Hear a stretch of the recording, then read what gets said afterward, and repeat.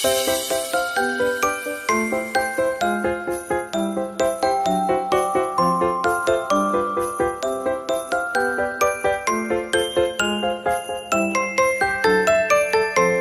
का जो हमारा सब्जेक्ट होगा वो होगा आधुनिक भारत का इतिहास, यानी कि आधुनिक काल का इतिहास। ठीक है फ्रेंड्स, तो चलिए स्टार्ट करते हैं और देखते हैं कि आधुनिक भारत से वर्ष 2012 से यानी 13 से लेके लगभग कितने क्वेश्चंस पूछे गए हैं 2024 तक। और एक बात मैं आपको बता दूं कि जो 2024 है, 23 है, 22 है, तो इस तरह से इनका वेटेज कम हुआ है।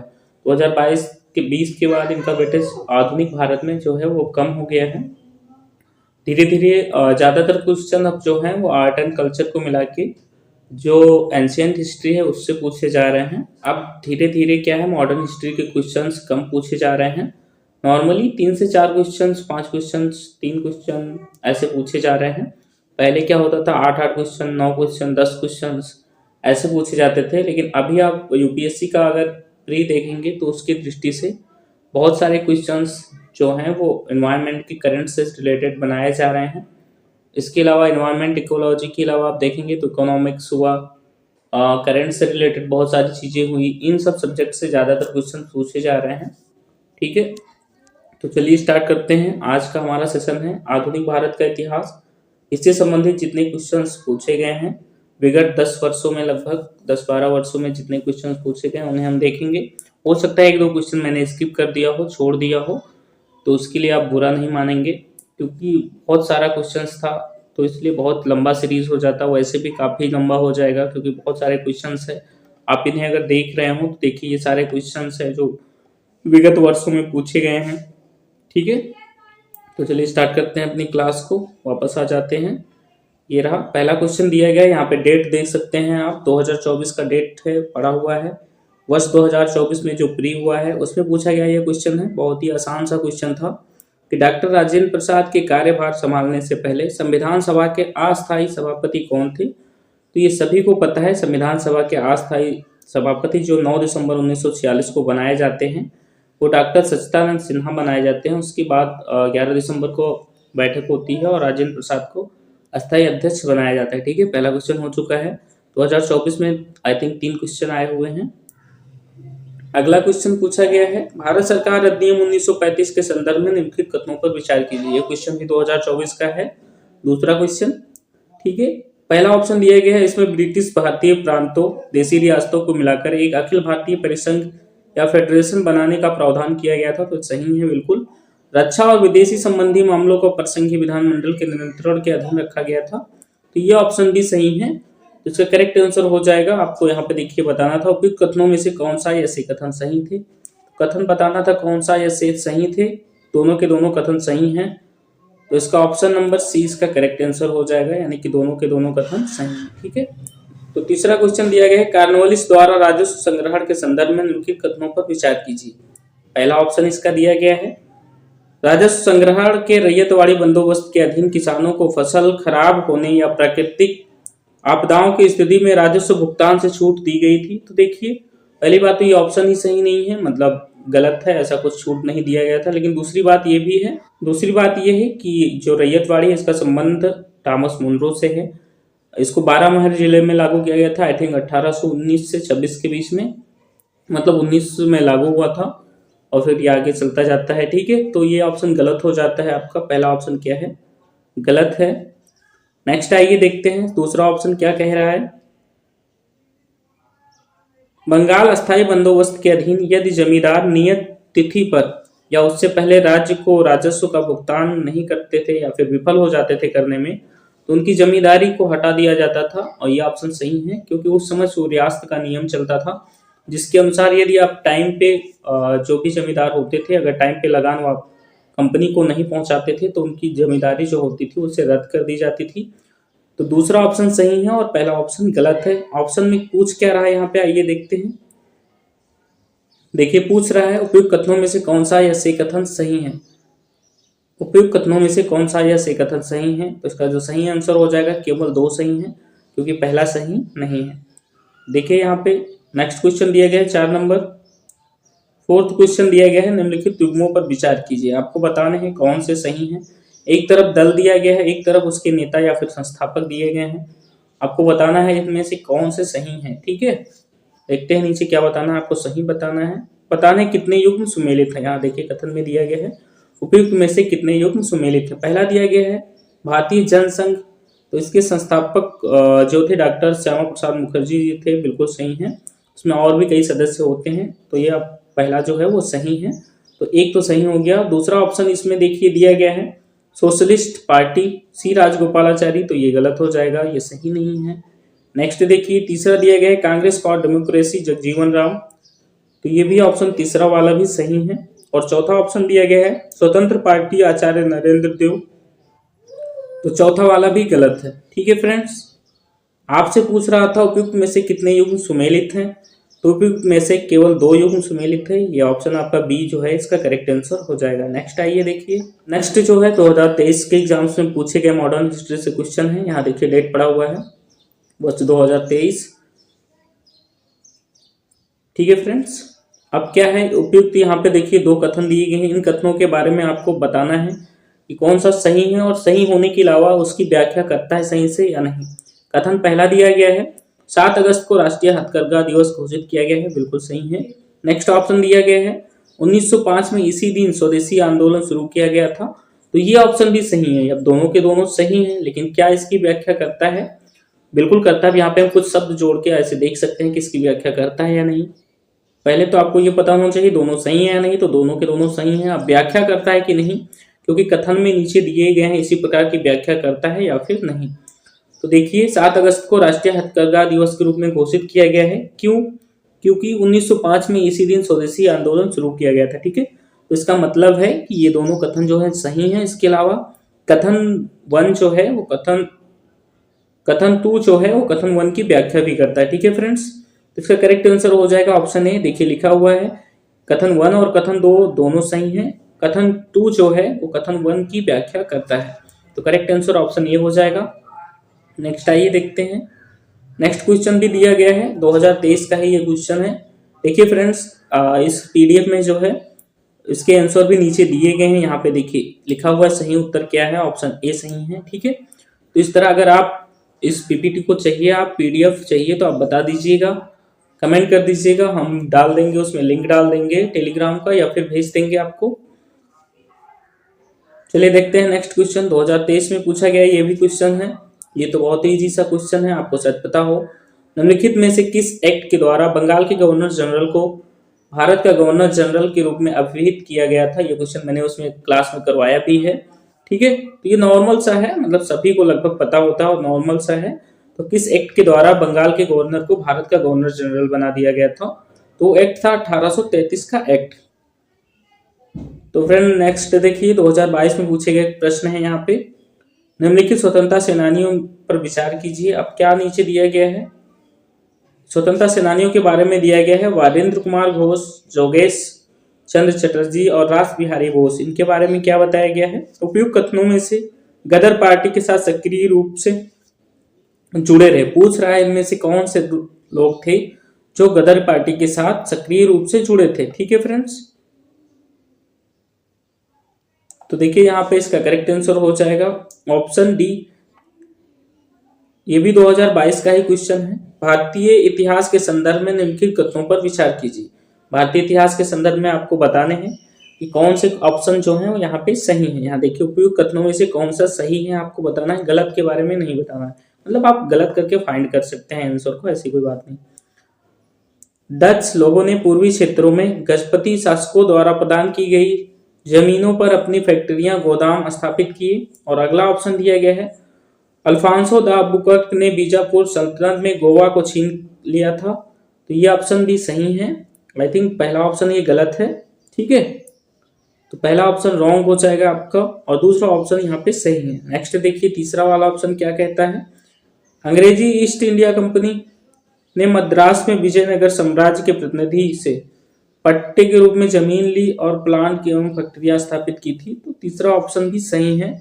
तो इसका करेक्ट आंसर हो जाएगा ऑप्शन 2 यानी कि सेकंड वाला, और तीसरा वाला यानी कि 2 और 3 किसमें सही है, तो 2 और 3 जो है ऑप्शन नंबर बी में सही है, ठीक है फ्रेंड्स। यहाँ देखिए ऑप्शन नंबर बी में सही है, तो correct answer option number B हो जाएगा। नेक्स्ट आइए देखते हैं। अब यहाँ से 2021 के क्वेश्चन जो हैं वो मॉडर्न हिस्ट्री में पूछे गए हैं, उनको हमने शामिल किया है। पहला क्वेश्चन 21 में क्या पूछा गया था, भारतीय इतिहास के संदर्भ में 8 अगस्त 1942 के संदर्भ में निम्नलिखित कथनों पर विचार कीजिए। आपको बताना 8 अगस्त को क्या हुआ था। तो AICC द्वारा, ठीक है, भारत छोड़ो आंदोलन का प्रस्ताव जो है वो अंगीकृत किया गया था, तो बिल्कुल सही है, पहला ऑप्शन ही इसका करेक्ट आंसर हो जाएगा, क्योंकि पहला ही सही है और ABCD दिया गया है, मतलब एक ही बताना है कि कौन सा सही है, तो करेक्ट आंसर पहला ही हो जाएगा। 8 अगस्त 1942 को जो भारत छोड़ो आंदोलन का प्रस्ताव है उसे अंगीकार किया गया था। नेक्स्ट आइए देखिए यहाँ पे करेक्ट आंसर ऑप्शन ए दिया गया है। नेक्स्ट क्वेश्चन दिया गया है फ्रेंड, क्वेश्चन नंबर 2, इनमें से कौन अंग्रेजी में अनुदित प्राचीन भारतीय धार्मिक गीति काव्य सॉन्ग फ्रॉम प्रिजन से संबंधित है। कौन संबंधित है फ्रेंड, तो वो मोहनदास करमचंद गांधी जी, यानी जो हमारे गांधी जी हैं वो संबंधित हैं सॉन्ग फ्रॉम प्रिजन। प्रियजन लिखा हुआ है तो आप लोग वैसे भी गेस कर सकते हैं, जो प्रियजन शब्द है वो महात्मा गांधी के द्वारा ही दिया गया था। इसके अलावा हरिजन, ये सारे शब्द इन्हीं के द्वारा दिए गए थे। नेक्स्ट क्वेश्चन देखिए, नेक्स्ट क्वेश्चन दिया गया है क्वेश्चन नंबर 3, आंध्र प्रदेश में मदनपल्ली के संदर्भ में निम्नलिखित कथनों पर विचार कीजिए।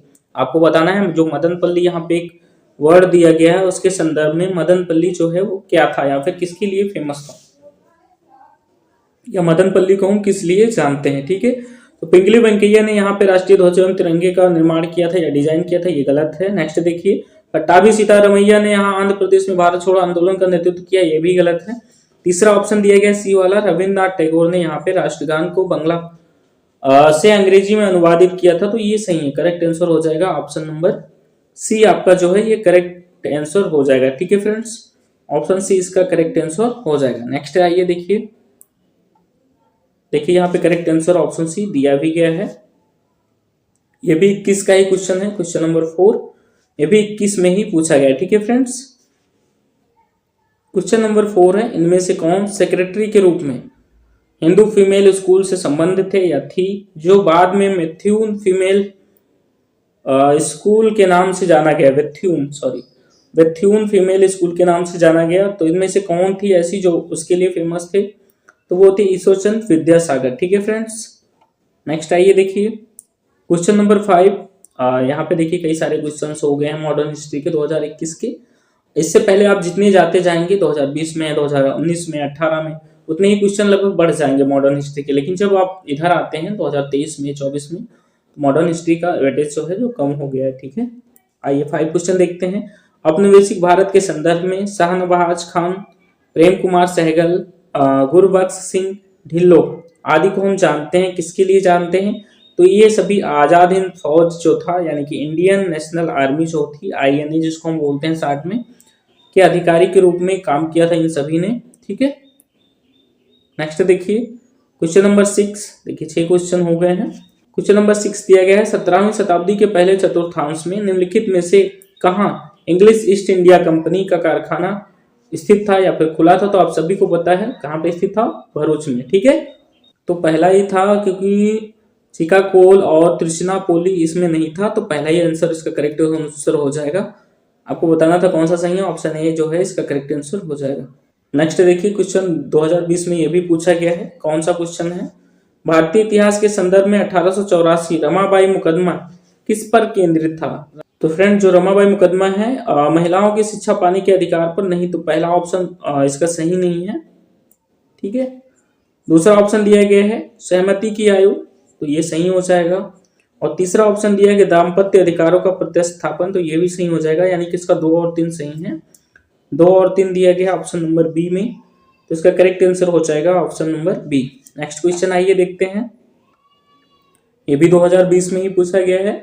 देखिए फ्रेंड्स 2021 से पहले ये क्वेश्चंस भर भर के पूछे जाते थे मॉडर्न हिस्ट्री से, अभी थोड़ा वेटेज कम हो गया है, एंशिएंट हिस्ट्री का वेटेज बढ़ गया है, साथ में करंट और इन्वायरमेंट, इकोलॉजी, इन सभी का वेटेज बढ़ता जा रहा है, साइंस एंड टेक्नोलॉजी भी बढ़ रहा है, मेरे ख्याल से नॉर्मल है पहले के जैसे। देखिए क्वेश्चन नंबर 4 दिया गया है, 2020 में पूछा गया है, भारतीय इतिहास के संदर्भ में उल गुलान है ना, उल गुलान अथवा महान उपद्रव निम्नलिखित में से किस घटना का विवरण था। तो आपको बताना है कि जो उल गुलान या फिर महान विद्रोह जिसको बोलते हैं वो किस घटना का उपद्रव था। आपको सभी को पता है जो बिरसा मुंडा थे हमारे भाई साहब, है ना, इन्हें जनजातियों में भगवान बिरसा मुंडा भी बोलते हैं। तो इसी उपद्रव का जो उपज थी उसे ही बोलते हैं हम लोग उल गुलान विद्रोह। ठीक है, नेक्स्ट आइए देखते हैं।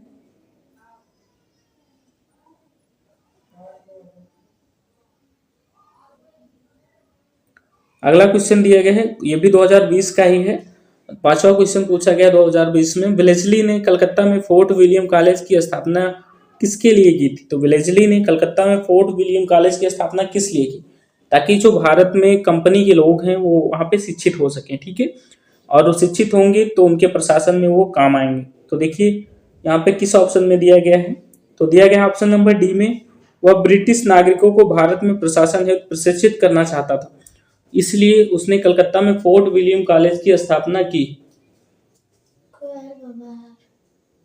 तो फ्रेंड्स नेक्स्ट क्वेश्चन देखिए, भारतीय इतिहास के संदर्भ में निम्नलिखित युग्मों पर विचार कीजिए। आपको बताना है कौन से युग्म हैं जो सही सुमेलित हैं। यहाँ पे देखिए आपस में मिल गए हैं, बीच में गैपिंग देनी चाहिए थी लेकिन टाइपिंग में गलती हुई है। औरंग जो होता था वो क्या होता था, राजकोष का प्रभारी होता था, तो ये गलत है, पहला ऑप्शन तो गलत हो गया। औरंग जो होता था वो राजकोष का प्रभारी नहीं होता था। नेक्स्ट ऑप्शन देखिए, दिया गया है वेनियान। वेनियान क्या होता था, ईस्ट इंडिया कंपनी का भारतीय एजेंट होता था। तो बिल्कुल सही है, जो वेनियान होता था वो ईस्ट इंडिया कंपनी का भारतीय एजेंट था। और अगला दिया गया है मिरासीदार, यह राज्य का नामित राजस्व वार्ता था। तो ये भी सही है, यानी कि दोनों के दोनों ऑप्शन नीचे के सही हैं, सेकेंड सही है और थर्ड सही है। तो इसका करेक्ट आंसर हो जाएगा यानी कि दूसरा और तीसरा। दूसरा तीसरा किस में दिया गया है यहाँ पे फ्रेंड्स, आइए देखते हैं। दूसरा तीसरा दिया गया ऑप्शन नंबर बी में, तो करेक्ट आंसर हो जाएगा ऑप्शन बी। देखिए फ्रेंड्स, हमारा उद्देश्य इस क्लास से किसी भी प्रकार की आपको नॉलेज देना नहीं है, आपको बस क्वेश्चंस का लेवल देखना है, एनालिसिस करना है, क्योंकि ये सारे क्वेश्चंस आपके बस इसी काम के हैं, नॉलेज के लिए काम के नहीं है। क्योंकि नॉलेज के लिए आप लोग पढ़ते ही हैं और पढ़ते होंगे, आपको बस इसको क्वेश्चन देखना है कि किस प्रकार के क्वेश्चंस आ रहे हैं, उसी हिसाब से आपको रेडी करके रखना और प्रैक्टिस करके रखना है, क्योंकि आपको 2025 का एग्जाम्स देना है प्री का। ठीक है, कुछ क्वेश्चंस और देख लीजिए, हमें तो काफ़ी लंबी क्लास इसे लेनी थी, लेकिन देखते हैं कुछ क्वेश्चंस और अटेंड कर लेते हैं, उसके बाद स्टॉप कर देंगे, क्योंकि ज़्यादा लंबा हम लेना नहीं चाहते, क्योंकि मुझे लगता है इतने क्वेश्चन से आप लोग अंदाजा लगा लेंगे कि किस प्रकार के क्वेश्चंस पूछे जा रहे हैं। ठीक है, नेक्स्ट देखिए फ्रेंड्स, वर्ष 2019 में पूछा गया क्वेश्चन है, भारत में ब्रिटिश औपनिवेशिक शासन के संदर्भ में निम्नलिखित कथनों पर विचार कीजिए। भारत में ब्रिटिश शासन के संदर्भ में बताने हैं कि कौन से कथन जो भारत में घटनाएं हुई वो सही है। पहला ऑप्शन दिया गया है, महात्मा गांधी गिरमिटिया यानी कि एंडेंजर्ड लेबर प्रणाली के उन्मूलन में सहायक थे। तो बिल्कुल सही है, पहला ऑप्शन जो है यहाँ पे हमारा करेक्ट है। ठीक है, नेक्स्ट आइए देखते हैं। दूसरा दिया गया, लॉर्ड चेम्सफोर्ड की वार कॉन्फ्रेंस में महात्मा गांधी ने विश्व युद्ध के लिए भारतीय से संबंधित प्रस्ताव का समर्थन नहीं किया था। तो ये गलत हो जाएगा, उन्होंने समर्थन किया था लेकिन ऐसा हो नहीं पाया। नेक्स्ट देखिए, दूसरा जो है वो गलत है। और तीसरा दिया गया है, भारत के लोगों द्वारा नमक जो कानून था तोड़े जाने के परिणाम स्वरूप औपनिवेशिक शासकों द्वारा भारतीय राष्ट्रीय कांग्रेस को अवैध घोषित कर दिया गया था। तो ये भी सही है। ठीक है फ्रेंड्स, यानी कि पहला और तीसरा इसमें से सही है, लेकिन दूसरा सही नहीं है। अब आइए देखते हैं क्या दिया गया है यहाँ पे। देखिए दिया गया उपयुक्त कथनों में से कौन सा कथन आपको बताना है सही है। तो हमने देखा कि 1 और 3 जो है वो सही है, यानी कि करेक्ट आंसर ऑप्शन बी हो जाएगा। यहाँ भी दिया गया है सही उत्तर ऑप्शन बी। नेक्स्ट आइए देखिए, तो नेक्स्ट क्वेश्चन देखते हैं फ्रेंड्स, स्वदेशी आंदोलन के संदर्भ में निम्नलिखित कथनों पर विचार कीजिए। पहला ऑप्शन दिया गया है यहाँ पे देखिए, इसने देसी शिल्पकारों के कौशल तथा उद्योगों को पुनर्जीवित करने में योगदान किया। और ऑप्शन नंबर बी दिया गया है, स्वदेशी आंदोलन के एक अवयव के रूप में राष्ट्रीय शिक्षा परिषद की स्थापना की गई। तो दोनों के दोनों ऑप्शन यहाँ पे सही हो जाएंगे। ठीक है फ्रेंड्स, तो करेक्ट आंसर हो जाएगा ऑप्शन नंबर सी, यानी कि दोनों के दोनों ऑप्शन जो है वो सही है। नेक्स्ट क्वेश्चन आइए देखते हैं। देखिए नेक्स्ट क्वेश्चन दिया गया है, निम्नलिखित युग्मों पर विचार कीजिए। पहला यहाँ पे दिया है, एक तरफ ऑप्शन दिए गए हैं आंदोलन या संगठन के, और दूसरी तरफ ऑप्शन दिए गए हैं नायक या फिर उस संगठन के लीडर कौन थे। पहला दिया गया है ऑप्शन में अखिल भारतीय अस्पृश्यता, इसके जो लीडर थे, इसके लीडर थे महात्मा गांधी। ठीक है फ्रेंड्स, नेक्स्ट देखिए, अखिल भारतीय किसान सभा, इसके अध्यक्ष सहजानंद सरस्वती थे, बिल्कुल सही है। और तीसरा दिया गया है आत्मसम्मान आंदोलन, ईवी रामास्वामी नायकर।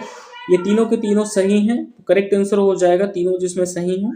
तीनों आंसर सही दिए गए हैं ऑप्शन नंबर डी में, तो करेक्ट आंसर हो जाएगा ऑप्शन नंबर डी। आइए नेक्स्ट क्वेश्चन देखते हैं। नेक्स्ट क्वेश्चन यहाँ पे दिया गया है क्वेश्चन नंबर 4, ये भी 2019 का है। भारतीय राष्ट्रीय आंदोलन के संदर्भ में निम्नलिखित युग्मों पर विचार कीजिए। एक तरफ व्यक्ति दिए गए हैं, दूसरी तरफ धारित पद, मतलब वो क्या थे क्या नहीं थे। ठीक है, अब आपको बताना है यहाँ पे उपयुक्त कथनों में से कौन सा कथन जो है वो सुमेलित है। एक तरफ दिया गया है व्यक्ति, एक तरफ उनके द्वारा जिस पद को ग्रहण किया गया था उसे दिया गया है। यहाँ पे लिखा हुआ है पहला, सर तेज बहादुर सप्रू, ये जो थे वो अखिल भारतीय उदार संघ के जो थे अध्यक्ष थे, बिल्कुल सही है। नेक्स्ट देखिए, केसी नियोगी, ये सदस्य थे संविधान सभा के। नेक्स्ट है पीसी जोशी, ये महासचिव थे भारतीय साम्यवादी दल के। तो तीनों के तीनों ऑप्शन इसमें भी सही हैं, तो करेक्ट आंसर हो जाएगा जिसमें तीनों सही हो। तीनों सही दिया गया ऑप्शन नंबर डी में, तो करेक्ट आंसर हो जाएगा ऑप्शन नंबर डी।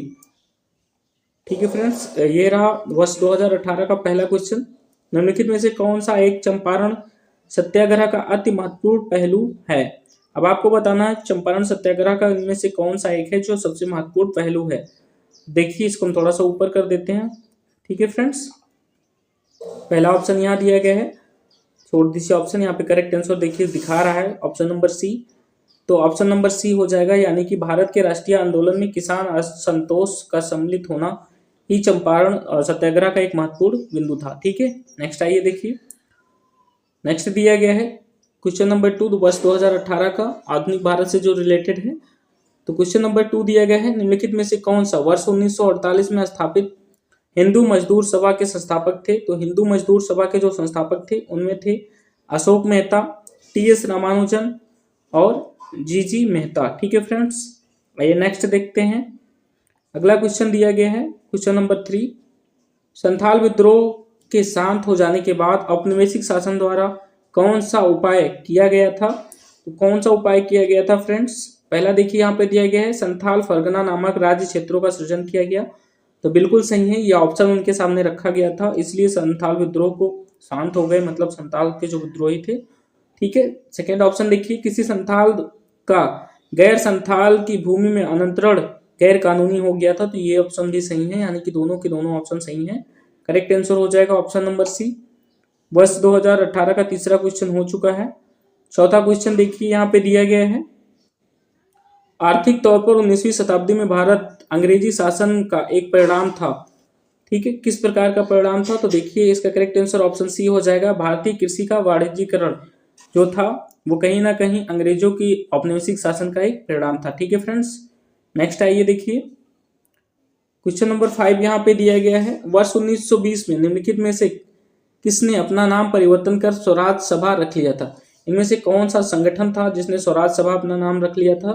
तो all India home rule league. ठीक है, all India home rule league ने अपना नाम क्या किया था, वर्ष 1920 में बदलकर स्वराज सभा रख लिया था। नेक्स्ट देखिए, तो फ्रेंड्स क्वेश्चन नंबर 6 देखिए, इनमें से किससे या फिर किसने भारत में अंग्रेजी शिक्षा की नींव पड़ी।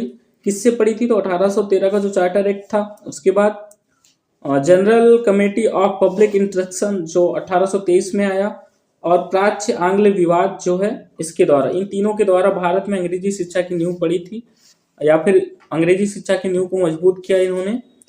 तो ये सबके सब सही हो जाएंगे। ऑप्शन नंबर डी देखिए यहाँ पे सही दिया गया है, करेक्ट आंसर उत्तर ऑप्शन नंबर डी। नेक्स्ट देखिए क्वेश्चन नंबर 7 है,